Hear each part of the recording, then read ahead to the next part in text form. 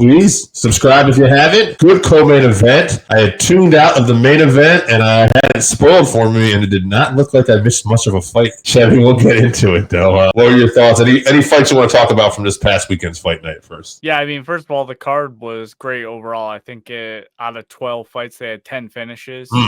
So it was a fun card early on. You know, that European time is nice for us here on the East Coast of the U.S. Oh, yeah. So. William Gomes versus Robert Ruchala. That was one of the decisions. So Gomes got a decision, but Robert was coming over as a KSW champion. So that was an interesting matchup. Also, all French fighters won on this card here in France. The crowd was electric for sure. They were very loud. So you had predicted a tough night for the fighting nerds too, and yeah, well, we'll get to that. But yeah, so I think it's pronounced Kaue Fernandes. He got a TKO over the Cage Warrior champ Henry Hardwick. He came in on late notice. TKO with leg kicks in round 1, and he looked absolutely fantastic. Hardwick was game, but he just kept taking leg kicks. He got knocked down a few times and got up, but eventually Herb Dean had to call it. And then Modestas Bukauskas versus Paul Craig. Modestas looked fantastic. He beat Paul Craig up. And then at the end of the first round, literally as the bell was going off, he landed a brutal elbow and KO'd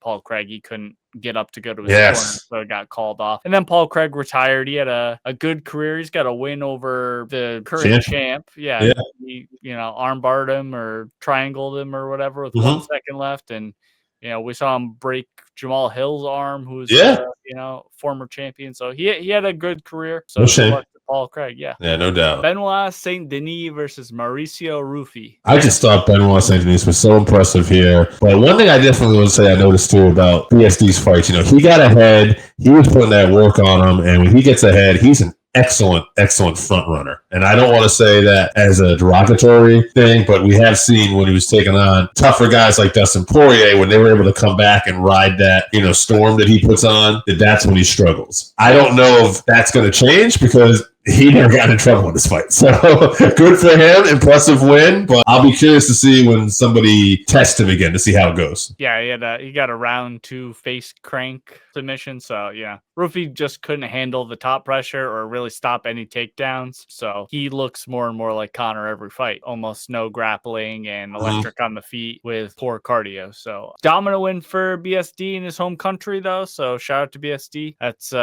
2 wins in a row, I believe, for him. So he's back on track. Nassourdine Imavov versus Caio Borralho. Okay, so now, like I said, this was a fight I had tuned out for. I came in and I saw a very one-sided judges scorecard. Imavov gets another victory here, though. What did you think of the fight, and should he be fighting for the championship next? It was pretty close, but what I was surprised by was Imavov seemed to have more impact on his shot. So when he landed, he had Caio going backwards, and then Caio wasn't able to take him down. I don't think he landed any takedowns, if I remember correctly. So tough night for the fighting nerds team, but yeah, Imavov got a decision. Yes. So if Luffy or RDR get a finish, I assume they jump. They'll probably get the title shot. Yeah. So I don't like any of their chances against Hazmat, regardless. But yeah, we'll see. We'll see what happens.